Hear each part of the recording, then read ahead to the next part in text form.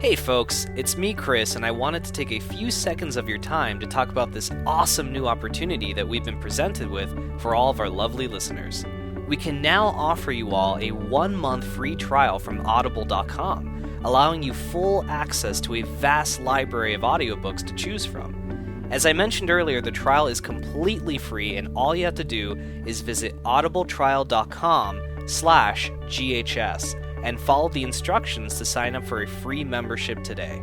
We hope you guys enjoy Audible just as much as we do, and thanks for your time.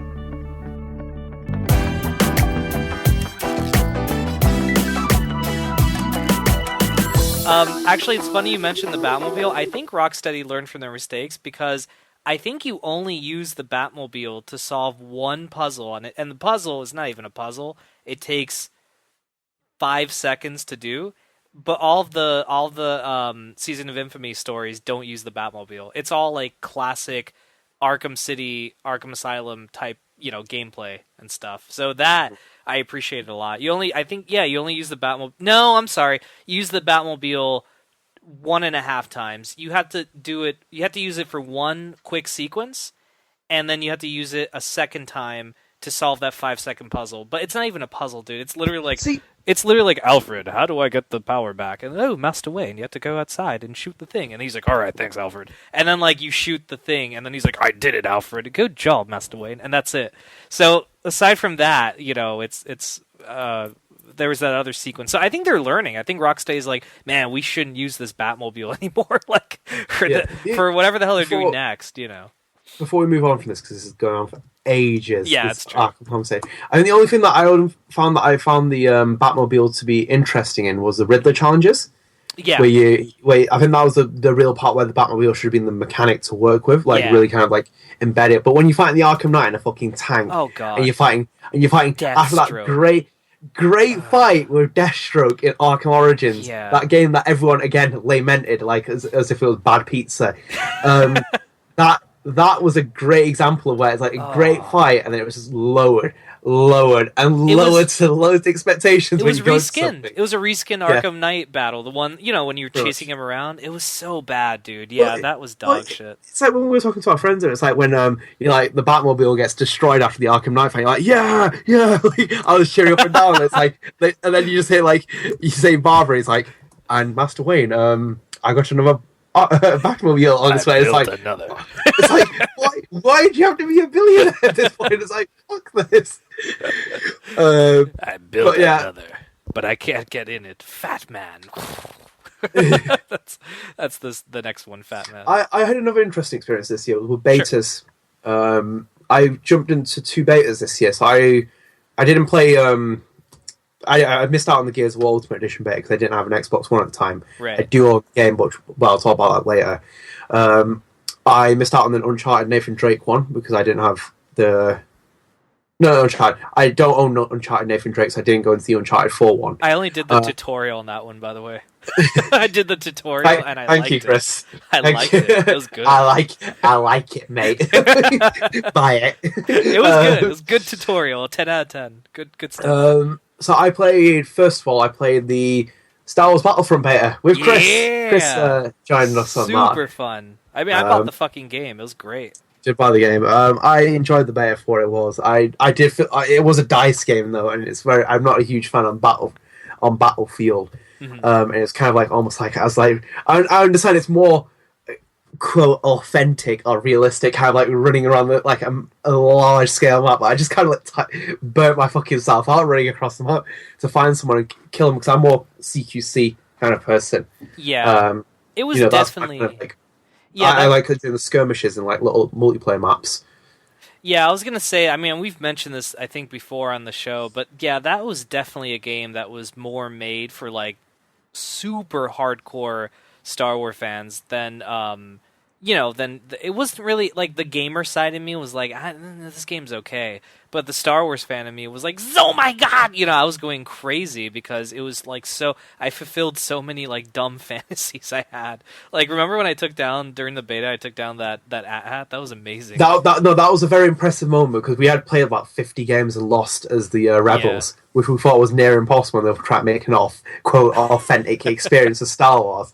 But I was very impressed though that you actually got like the first attempt in the speeder and you took it down.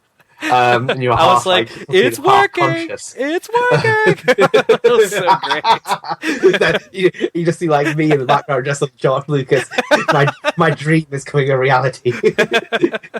It was awesome. At last, we're revealing ourselves to the Jedi. At last, we'll have revenge. It's just like, no, I really enjoyed that. That was a great beta to play again because I think like this year for me, I kind of like just thinking about it, not necessarily playing the kind of like games through fully like story that I love, more about reigniting my love for multiplayer.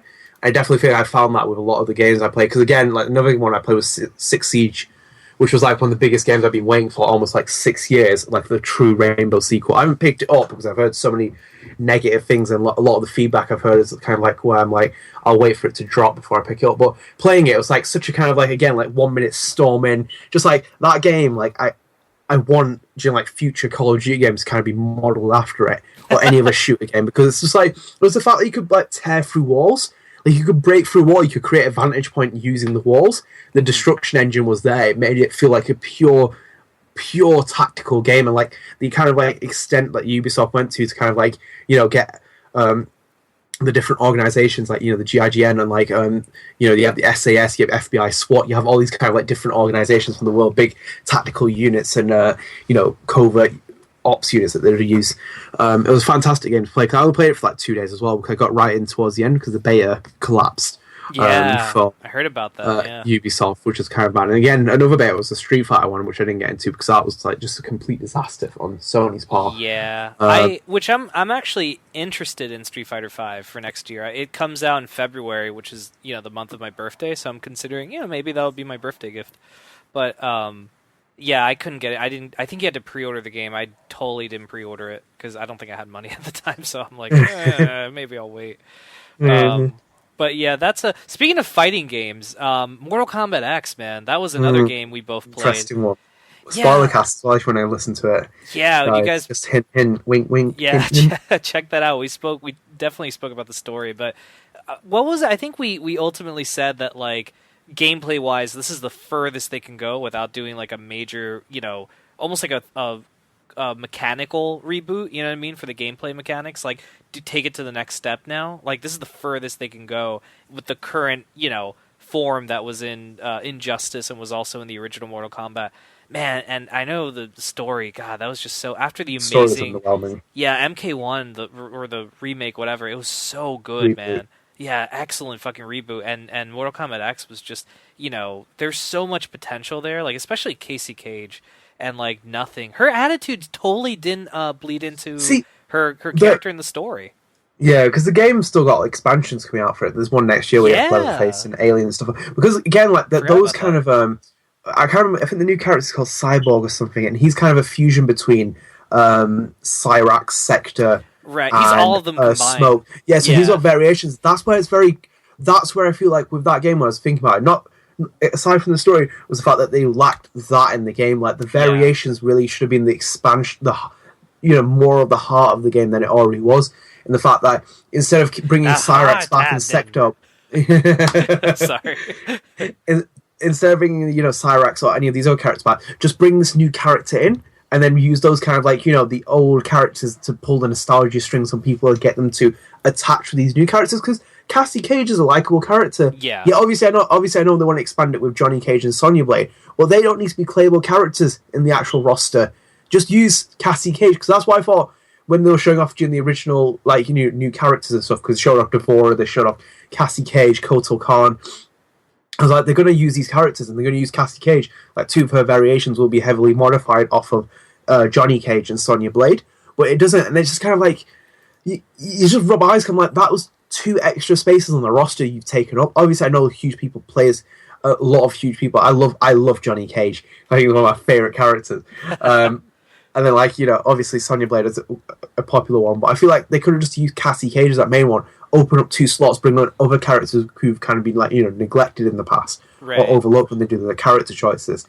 That was a huge thing for me. And I feel like there's a lot of ways. Again, they have cool ideas. It's the same with like the Alien for next year's DLC.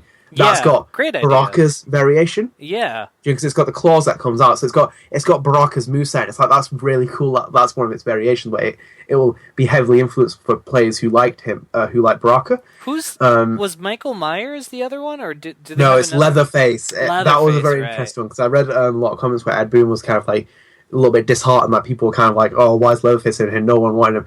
I understand why as well because it's kind of very weird for Leatherface to be in it Yeah, because he is human after all. I understand with Jason when they could work that well. I think, as you said, Michael Myers would have probably been a better choice. yeah. He would have, That's what I thought. Yeah, but again, he probably would have played a lot like Jason, which is the reason yeah. why they would have. He would have been Why? Jason, but with a stabby weapon instead of Yeah, a slasher. You know. yeah, definitely. But it was definitely an interesting. I mean, the online we didn't even play because I heard the online was the first week was kind of like god awful. Oh man, Like you couldn't connect. It was so fucking yeah, bad. Yeah. another problem which I see as an ongoing issue of like servers being live. But yeah, I mean, like it's been a very very good year for like the games I played. Rocket League again has been a gem that came out there. Life is Strange, which is again an amazing game.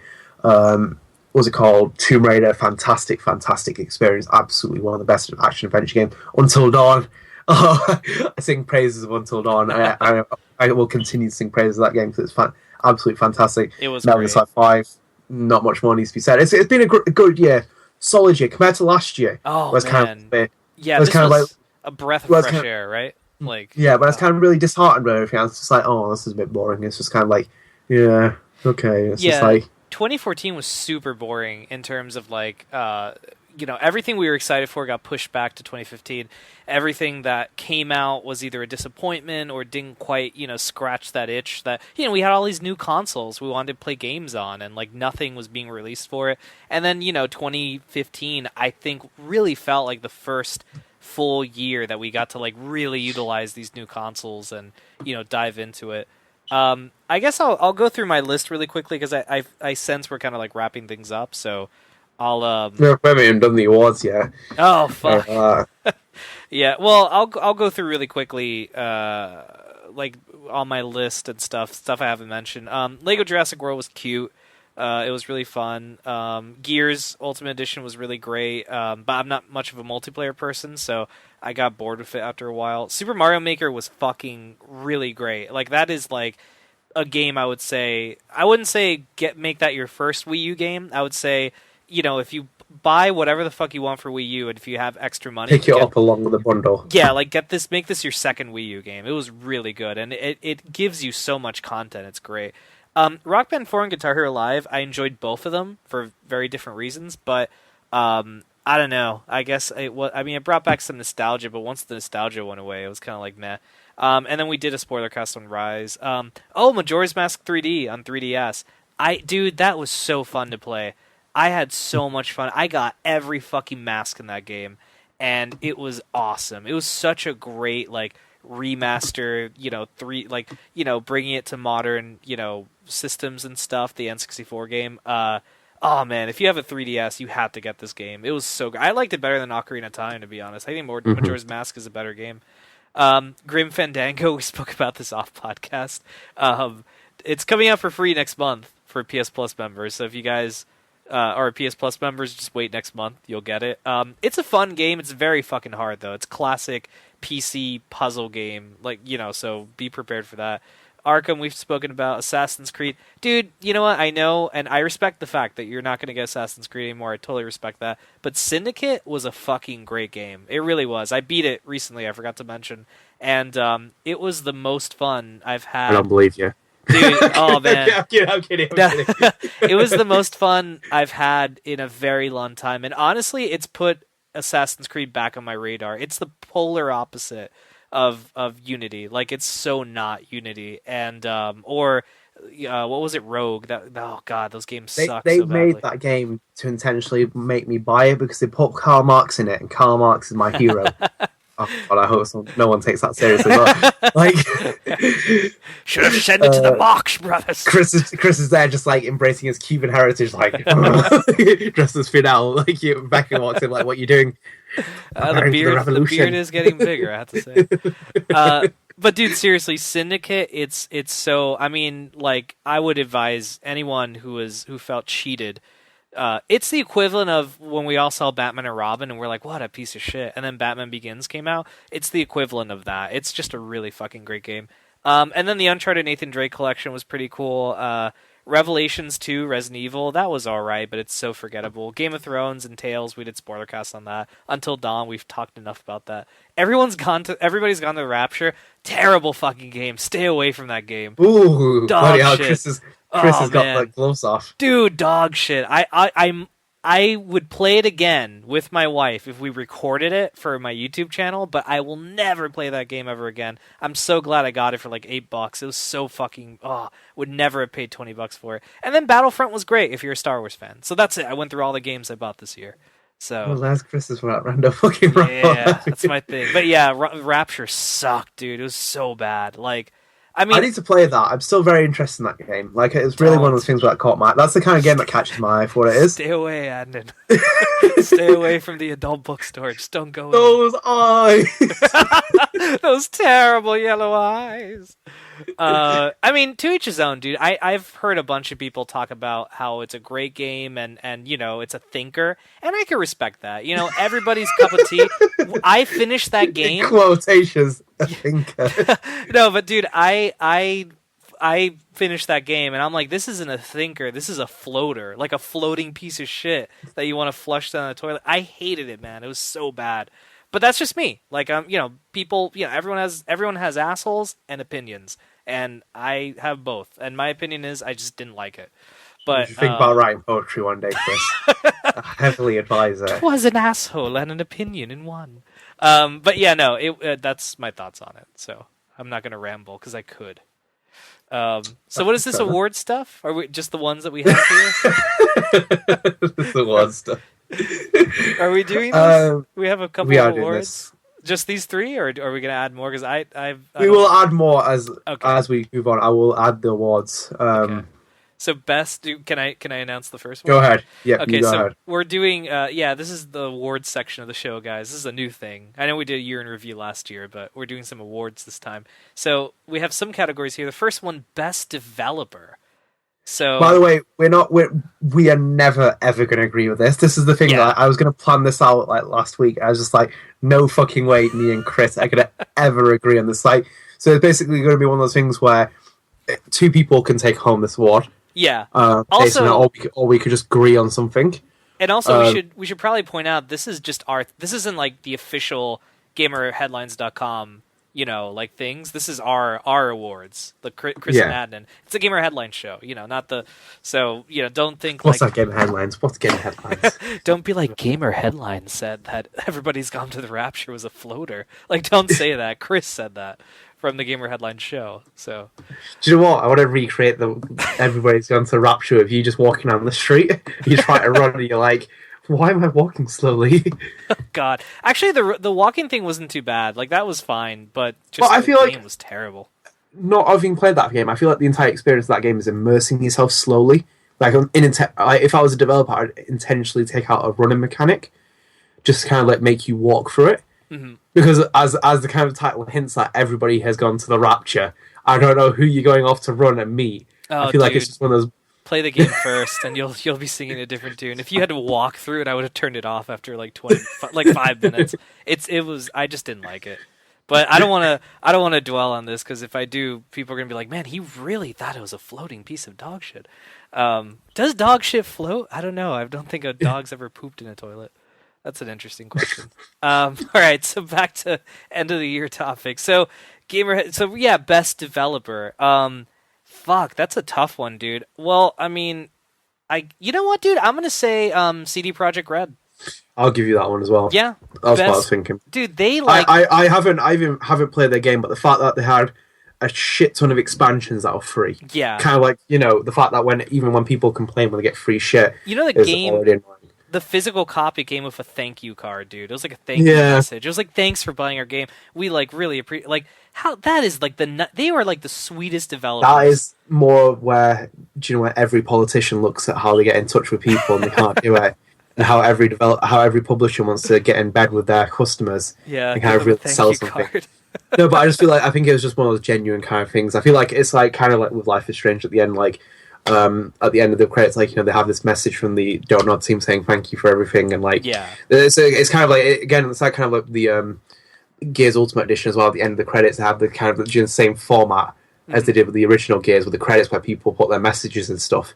It's kind of like it makes the game feel human. It makes the developers feel even more human and Yeah. attached to who they're selling the game to. Right. And yeah, I do think that a lot of credit is down to CD Projekt Red. I would definitely give them Yeah. um, full on our award for best developer. Yeah. Um, Game of the year we're not going to talk about because I think this is an obvious one. It's obviously everybody's gone to the Rapture, so we'll move on from that. We did mention our game of the year last show, Yeah, so you guys check that out. It was well, I won't say it. You guys have to check it out, but we did talk I think about it. we've already mentioned it in this Have we? episode. But it Okay, is, well, yeah, fuck we it. did. It's the Phantom Pain. It is the Phantom Pain. Yeah, Oh god. we mentioned everything, dude. Yeah, I've already explained like a million times this Yeah, game. Amazing, amazing open world yeah. game. Check out the spoiler cast also, guys. It's our longest spoiler cast yet. So it was the spoiler cast to end all spoiler yeah, casts, and it has end all spoiler cast.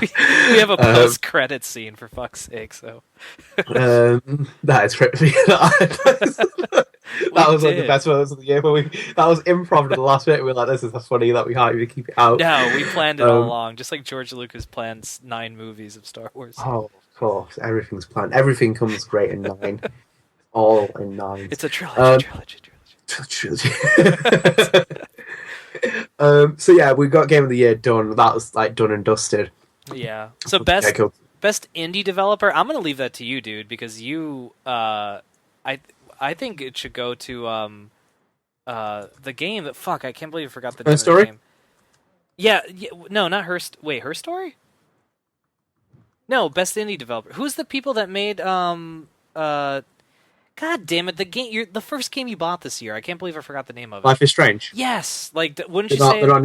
They're not indie Oh, developers. they're not indie. I thought they were. Square Enix publishes the title. But are they published it? But are the developers indie?